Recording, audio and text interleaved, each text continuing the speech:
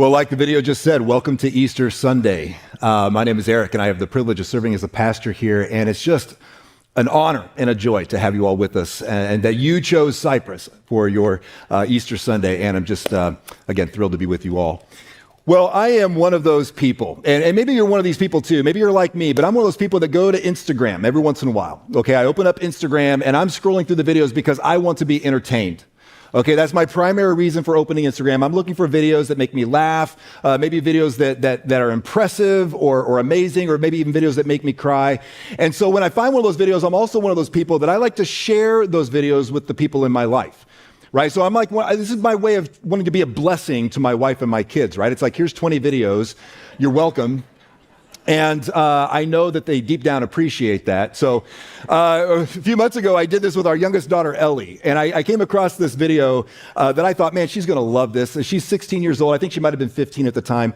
But I thought, she's going to love this video. I mean, it's a baby penguin. And it's so cute. And it's doing something adorable. I can't remember exactly what it was. But I saw this video, and I thought of Ellie. I sent it to her. And I saw that she'd seen the video, but there was no heart on the video. And so a little bit later, she came out of her bedroom and she said, "Dad, I saw that video." And then she sort of like mocked me and actually kind of hurt my feelings a little bit. She said, "Dad, you don't actually think that video was real, do you?" And I was like, "What are you talking about? Of course, it looks so real. I mean, that's a baby penguin. That's what baby penguins look like. And that's what baby penguins do, I guess. You know, I don't know, but it was so cute. What do you mean it wasn't real?" She's like, "Dad, it was obviously AI." I was like, "How can you tell?" And what's crazy is, I mean, what my kids and like the, Gen Z and younger, they have this like innate sense, right? This like sneaky spidey sense when it comes to sniffing out AI content that I think people my age and older just don't have. And I'm getting better at this, but they can just spot it from a mile away. And then I started thinking, okay, if that was AI, how many other videos have I fallen for that I've shared with all my people that were just AI? Like, I don't even want to think about how many videos I've cried over that were just nothing but AI. It's embarrassing, right? And the truth is, most of them. That's the reality, most of them. And honestly, this has kind of ruined Instagram for me now, because now I see a video that I think is amazing or incredible or whatever, and I just assume it's probably AI. Yep. And that's just my assumption now. And so now, in fact, to get back at Ellie, when she shares a video with me, my first response is probably AI. So now I'm a bit of a skeptic when it comes to this, right? I'm skeptical, and maybe that's where a lot of us find ourselves these days. We're all skeptical of something. And in fact, maybe we're skeptical of a lot of things.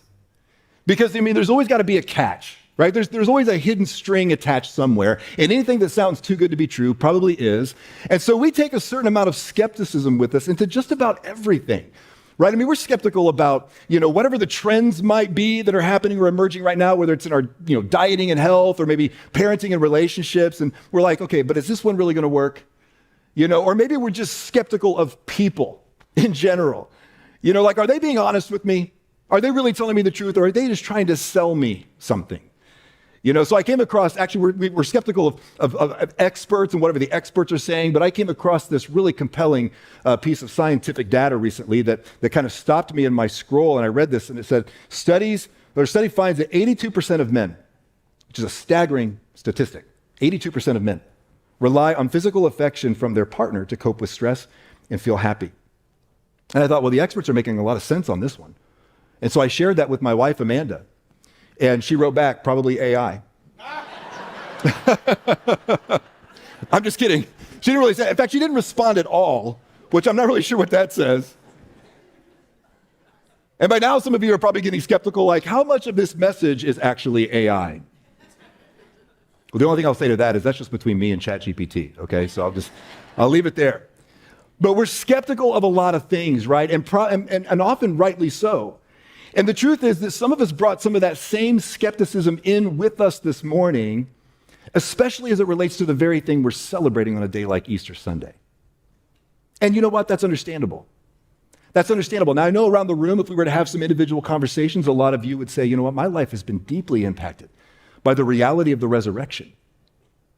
But maybe that's not your story. In fact, maybe some of you, you're not fully convinced. Maybe you're still undecided on this whole Jesus thing.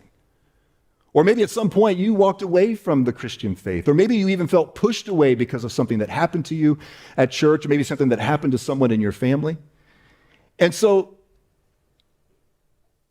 maybe that's your story this morning, but I mean, come on, especially when the preacher stands up on Easter Sunday and starts talking about resurrection.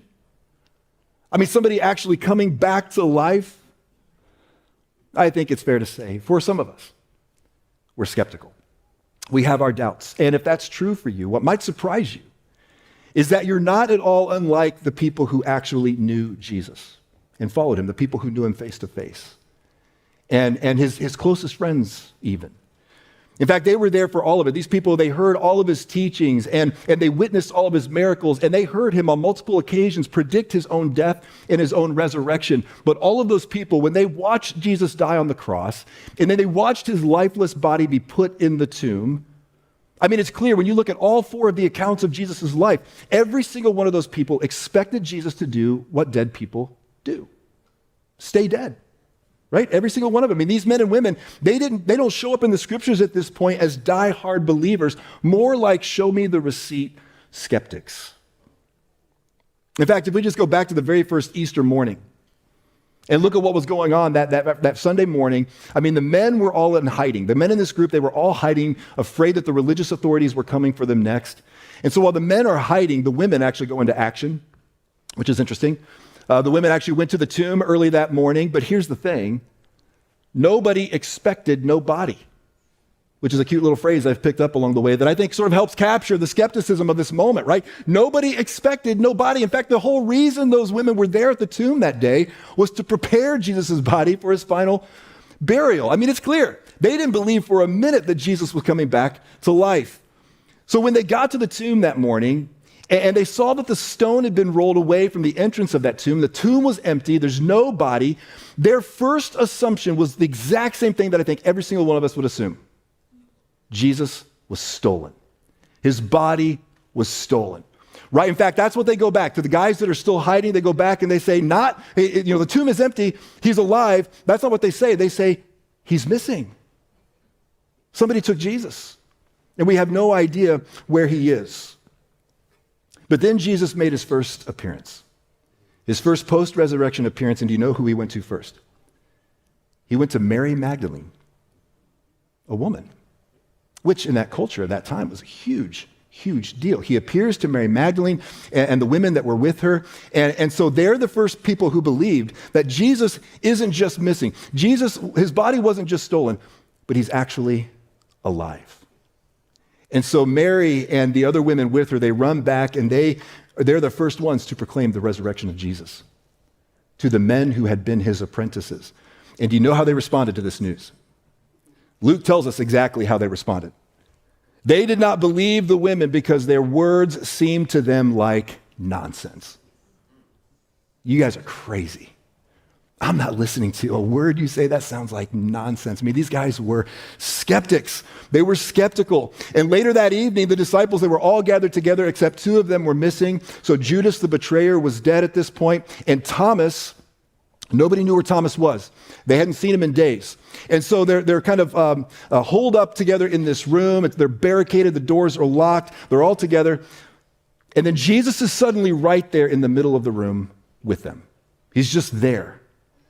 And the thing is, when they see Jesus in the room, they don't start rejoicing like, oh, look, it's Jesus, he's alive. They start freaking out because they think it's a ghost. And so Jesus does something really interesting at this point to convince them that it's really him. He goes to each of them and he shows them his hands and his feet so they can see where they drove the nails that hung him on the cross. And then he shows them his side so that they can see where they drove the spear, where they made sure that he was actually dead. And so Jesus shows them these things, and then what he does next really kind of seals the deal. And it's really the clincher in all of this, what really convinces them, because they're all just watching in awe. There's like this hush in the room, and Jesus says, do you have anything to eat?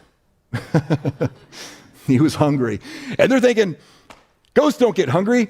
Right? So this is the real thing. Jesus is really alive. That's what convinced them. And so then the stories and more Jesus sightings started circulating around Jerusalem, and the news was spreading that the rabbi from Nazareth is alive. And eventually that news reached another skeptic. And this was someone who knew Jesus, someone who loved Jesus, had followed Jesus for 3 years. But when it came to rumors of a resurrection, maybe like some of us, this guy had his doubts. Now, what's fascinating about this, as we'll see, is that his doubt didn't actually derail his faith. In fact, it became a doorway to deeper belief. And so we're jumping into John's account at this point in the story, and keep in mind that John was an eyewitness to all of this, right? John was at the crucifixion. John was at the tomb. John was in the room when all of this was happening. And so here's what he writes down and what he tells us. He says, now Thomas, one of the 12, was not with the disciples when Jesus came. So like we said a moment ago, right? I mean, these guys are all hiding, but Thomas apparently left town. And so a few days later, he comes back, he rejoins the group. And so the other disciples told him, we have seen the Lord. They're like, hey, Thomas, welcome back. And by the way, a lot has happened since you left. We saw Jesus. He's alive, right? They're trying to convince Thomas. But what Thomas does in response to this is it's so real. And again, he says, I think, what a lot of us would say in this moment. Here's his response to this news. Unless I see the nail marks in his hands and put my finger where the nails were and put my hand into his side, I will not believe. Now here, I think Thomas is super relatable. I mean, he is so relatable in this moment. I will not believe, he says. Not I'm struggling with this, guys. Not like, I don't know, I'm just not sure. I will not believe. And this is so relatable because Thomas was realistic. Right? The reason why Thomas wouldn't believe in the resurrection, maybe why some of you don't believe in the resurrection, is because you're not superstitious people. Thomas wasn't a superstitious person, right? I mean, dead people don't just come back to life unassisted. That's unrealistic. And that's Thomas's point. He's like, listen, guys, these are men that he'd known for years, in some cases going back 10 years, right? He's close with these guys. And he says, listen, I know we've been through a lot over these past few days. We're grieving. We're exhausted. And I know what you think you saw. But let's be realistic here. What you probably saw was just someone who looked a lot like Jesus, okay? Or maybe, I know it's crazy, but maybe there's a wacko out there pretending to be Jesus. Maybe that's what you saw. Whatever it was. You can't actually believe that it was really him. I can't believe it. I won't believe it, Thomas says. And this conversation, this interaction between Thomas and his friends is what actually branded him with this really unfortunate nickname, Doubting Thomas. Some of you, maybe if you're not even that familiar with the Bible, maybe you've heard of Doubting Thomas and you didn't realize he was in the Bible. But that's his nickname. But actually, I think this is a really unfair label to put on him. In fact, I think a much more appropriate, more fitting nickname is Reasonable Thomas. Reasonable. He's just being reasonable in this moment. Because think about this. What he's really saying is, listen, guys, I want the same proof you had. Right? I mean, Jesus appeared to you. You saw him. He showed you his hands and his feet, the nail holes. He showed you his side. You got the proof. I need that same experience. And unless I have that same experience, I'm just not buying it. Thomas is a realist, again, like a lot of us, like you and me. And in his mind, a resurrected Jesus wasn't just too good to be true. It was too impossible to be true. But if it was true, if Jesus really had risen back to life, Thomas knew a resurrection like this had real-world implications. Real-world implications. I mean, he spent every day with Jesus for the past 3 years. I mean, he had seen every miracle. He was privy to every conversation. He had listened to every single one of Jesus' teachings, not just once, but over and over and over again. And so Thomas had some idea who Jesus was and who he claimed to be. I mean, he had heard on numerous occasions where Jesus claimed to speak and act on God's behalf. Right? In fact, he had even heard Jesus say things that implied that Jesus was God in a body who came to show us what God is like. He had seen Jesus just forgive people's sins as only God can. Right? People who weren't even asking for forgiveness, but Jesus just spoke with divine authority. Your sins are forgiven. He had heard Jesus talk about, over and over again, he had heard Jesus talk about this life that goes beyond this life. This life to the full, life in the age to come, life eternal. Thomas knew all of this, and he knew that if Jesus really is who he claimed to be, and if Jesus really rose from the dead to prove it, then this changes everything. Because if someone can predict their own death and resurrection and pull it off, then this has real world implications for everyone. But Thomas just needed more information. He needed more information before he was willing to buy in. And so we go back to the story, back to John 20, looking at 26, and here's what John tells us. He says, a week later, his disciples were in the house again, and Thomas was with them at this point. And though the doors were locked, Jesus came and stood among them and said, peace be with you. He basically scared them to death. Again, right? And I actually think there's some humor in this moment because Jesus, I kind of think he knew what he was doing. He's like, poof, I'm here, peace. I got you guys again. And they're freaking out. And I kind of think they were like, Jesus, can you just use the door? Come on. I mean, this is twice now. Our nerves are shot. So Jesus is there now. And the first thing he does, he starts scanning the room and he finds Thomas. And again, I see some humor in this because I kind of picture Jesus with a smile on his face as he approaches Thomas. Thomas, I mean, I don't know what's going through Thomas's mind. But there's Jesus. All right, Thomas, I heard what you said. So here you go. Here you go, man. This is your shot. Here you go. Put your finger here. See my hands. Reach your hand out and put it into my side. Thomas, do what you got to do. All right, this is your moment. Here you go. And I just imagine Thomas staring at this point. I mean, there's no indication that he ever took Jesus up on this. He didn't have to. And what Jesus says to Thomas in this moment, he actually says to you and to me and to all of us, he says in the very next line, stop doubting and believe. Stop doubting and believe. Now, I want us to understand what's really happening here. Because this is not a rebuke. This is actually an invitation. And I know when we see it in our English Bibles and the English translation here, I mean, it sounds a little harsh. I mean, it almost sounds like Jesus is sort of scolding Thomas in this moment. But if we go to the original Greek and we just take it straight out of the Greek, it sounds different. It sounds much gentler and much more kinder, because what Jesus is literally saying is, hey, Thomas, stop being unbelieving and believe. You no longer have to be unbelieving. Now, this is your invitation to believe. Thomas wasn't just a doubter. He was a lot like some of us. He was just unconvinced. And Jesus lovingly and gently invites him to move from disbelief to belief. And then look at what Thomas says in response to this. And keep in mind, for a Jewish guy like Thomas, this would have been absolute blasphemy. But here's what Thomas says: my Lord and my God. He looks at Jesus and says, my Lord and my God. I mean, the biggest skeptic in the room just made the strongest declaration of faith in the room, because Thomas came to this point in that moment of realizing Jesus really is who he claimed to be. He is my Lord and my God. Because Jesus, who I saw crucified and I saw placed in that tomb, he's standing in front of me fully alive. He's alive. And this actually gives you and me something powerful that we can carry with us into the Easter story. And it's exactly what we see happening with Thomas here. That your doubt can be a doorway to deeper belief. Your doubt, whatever you came in with, whatever you're still feeling right now, your doubt can be a doorway. It doesn't have to derail your faith journey. It can be a doorway into something deeper if you're willing to walk through it.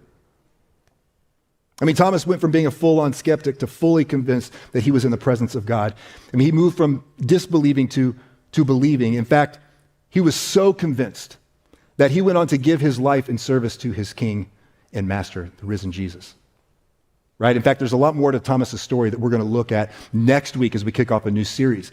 We're going to come back to Thomas's story a little bit, and there's a lot of details I'm going to save until then. But for Thomas and his friends, the reality is that seeing is what led them to believing, right? They got to see, and so that's what led them to believe. And so Jesus, in this moment, recognizing this, he takes the attention off of Thomas, and he starts looking at everybody else in the room. And here's what he says to them. He says, because you have seen me, you have believed. And he's basically reminding them, like, keep in mind, guys, don't forget, like, when it was just an empty tomb, you didn't believe. When it was just a rumor, and when it was just a story you heard, you didn't believe. It took seeing for you to start believing. So then Jesus does something incredible here. He starts looking beyond that room.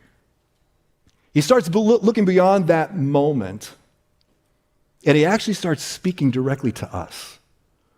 Because he saw us coming, and he understood our struggle to believe all of this because we wouldn't have the opportunity to see like these people did. And so here's what he says to you and to me. He says, blessed are those, happy, hopeful, at peace are those who have not seen and yet have believed. And that's us. And the reason we believe is not simply because the Bible tells us so. It's so much bigger than that. It's so much deeper than that. We believe because of people like John who brought us eyewitness accounts. Right? We believe because of the sacrifice and the devotion of people like Thomas and Mary and Peter and John and so many others. We believe because of generations of Jesus followers who came after these men and women who were fully convinced that these things, all of these things, actually happened. We believe because this isn't just a Bible story, but it's a historical event. And even more than that, it's a testimony from real people who really saw him and couldn't unsee him. In fact, the scriptures go on to tell us that there were 500 people who saw Jesus after his crucifixion fully alive. 500 witnesses who couldn't and wouldn't deny what their eyes had seen. Their testimony was of a risen Jesus, and even when that meant persecution, and even when that meant imprisonment and even death, they couldn't deny what they had seen and what they believed to be true. And so that singular event in history became the pivot point for the very first followers of Jesus. And it's been the pivot point for the past 2,000 years. The resurrection of Jesus. But it still leaves us with a question. And maybe you're already thinking this, no matter where you are in your faith journey, you might be thinking this very question, even if it's true, what difference does it make to you? What difference does it make? I mean, does it really matter in the real world? Does it make any kind of real difference in my life? I mean, does this really solve anything for anyone? Do we need Easter? Do we need the resurrection? And as Christians, we say, of course, yes, we do. And here's why. If it wasn't for the resurrection, the teachings of Jesus and the accounts of his life would have been buried in the first century. And he'd be just another ancient philosopher, just another rabbi who came and went, and his story would be nothing more than just a footnote in the pages of world history, and that's it.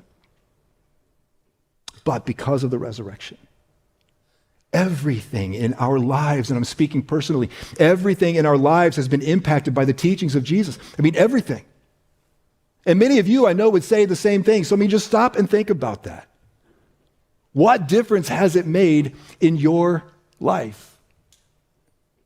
And I can just speak from personal experience. And as I thought about this past week, I mean, honestly, it's hard to imagine an area of my life that hasn't been shaped in some way by the teachings of Jesus. I mean, it's impacted our marriage, how we've raised our kids.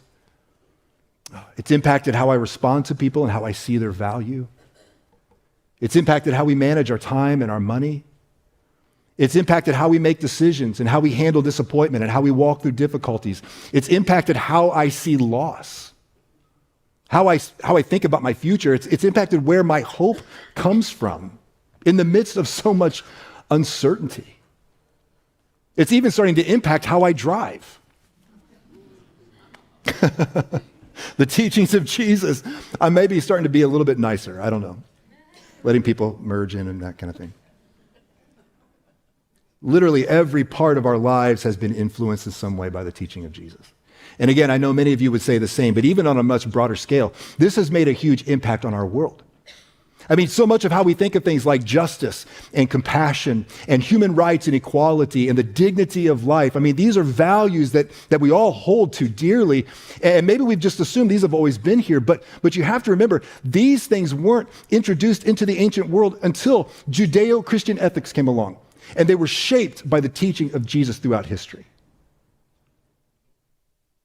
So if the resurrection never happened, if it was just an elaborate hoax or a made-up story, none of it was ever true, then I have to wonder, what would my life and your life look like today?